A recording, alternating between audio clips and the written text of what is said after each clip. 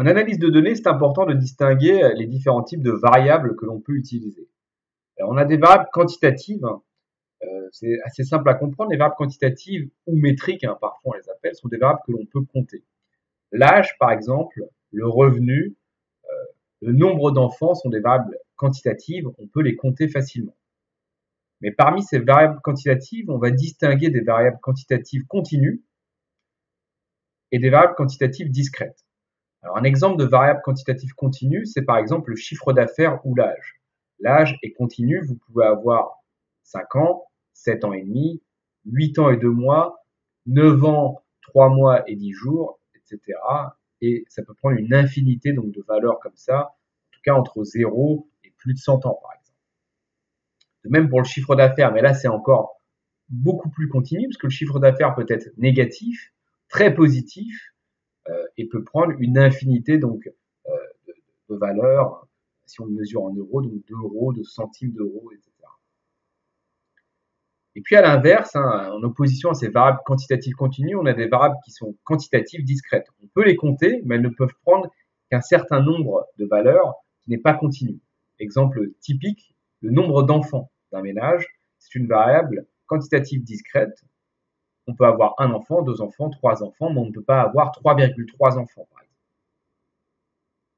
En tout cas, retenez que les variables quantitatives, ce qu'on appellera des variables quantitatives, sont des variables que l'on peut compter, que l'on peut mesurer. À côté de ces variables quantitatives, il y a des variables qualitatives. Donc, les variables qualitatives sont des variables, cette fois, qui sont plutôt textuelles. Et là, on a aussi plusieurs types de variables qualitatives. On a des variables qualitatives qui sont ordinales. Donc, ordinales, ça veut dire qu'elles renvoient à un ordre. Un ordre, on peut les organiser, les ordonner pour donner une intensité. Par exemple, et vous connaissez ça très bien, quand on vous demande de répondre à des questions. Par exemple, on veut que vous classiez les objets. Si la question est quelle est votre marque préférée parmi les trois marques suivantes, la marque citée en première position sera la plus appréciée, celle en dernière position la moins aimée. Donc là, on a des variables qualitatives ordinales mesurées au moyen d'une échelle de classement, permettant donc d'attribuer en fait une préférence, d'ordonner en fait vos marques selon vos préférences. Autre cas qu'on va beaucoup plus utiliser, c'est quand on va vous demander de noter de 1 à 5 différentes marques.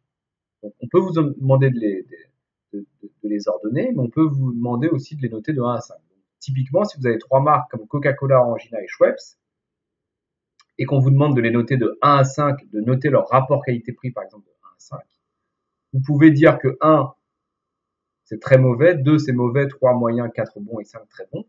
Et du coup, vous pouvez les noter. Donc, on va par exemple noter Coca-Cola 3, Orangina 2, Schweppes 5. Donc là, en fait, je vais donner aussi, j'ai une variable qualitative ordinale parce qu'en fait, ce que je note, c'est pas de 1 à 5, en fait. Ce que je note, c'est du texte. Je la trouve très mauvaise en termes de rapport qualité-prix, plutôt moyenne, plutôt bonne ou plutôt très bonne en termes de qualité-prix proposée. D'accord? Mais là, on voit très bien, en fait, que cette variable qui est qualitative est facilement transformée en variable quantitative, comme tout à l'heure. On va pouvoir facilement transformer le très mauvais en 1, le moyen en 3, le très bon en 5. Parce que là, on a une qualitative ordinale. On ordonne un niveau. Et attention, c'est différent que de mettre une note, encore une fois. C'est mieux de donner une note de 1 à 5, parce que une note de 1 à 5, je peux lui mettre 1,5. Alors que là, en fait, je pourrais mettre entre très mauvais et mauvais, probablement. Et en tout cas, je vais avoir un moins grand nombre de possibilités, parce que je limite mes possibilités volontairement à 5 dans ce questionnaire. Okay, mais là, en tout cas, on voit qu'on a des variables qualitatives qui sont facilement transformables en variables quantitatives. Et ça, c'est important parce que quand on va faire de l'analyse de données, c'est mieux d'avoir en fait du quantitatif pour pouvoir faire des moyennes, etc. Et puis, on a des variables qualitatives, encore une fois, textuelles, qui sont nominales. C'est-à-dire qu'on ne va pas supposer d'ordre entre les modalités prises par la variable. C'est donc interchangeable. Typiquement, le genre ou le sexe, on peut se déclarer homme ou femme.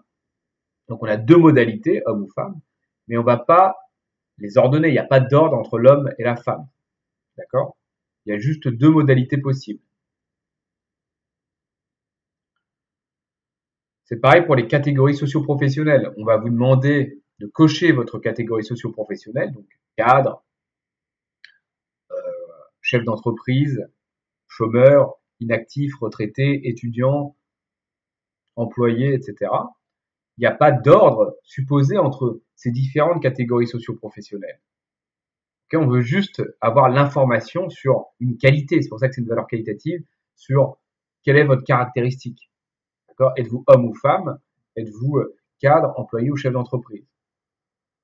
C'est de même pour la région d'habitation ou la ville d'habitation, etc. Donc, retenez qu'il y a deux types de variables. Il y a des variables qui sont qualitatives et il y a des variables qui sont quantitatives. Quantitatives, elles sont métriques, on peut les mesurer. Qualitatives, elles sont textuelles. D'accord? Elles renvoient à la qualité d'un individu, la qualité au sens de sa caractéristique.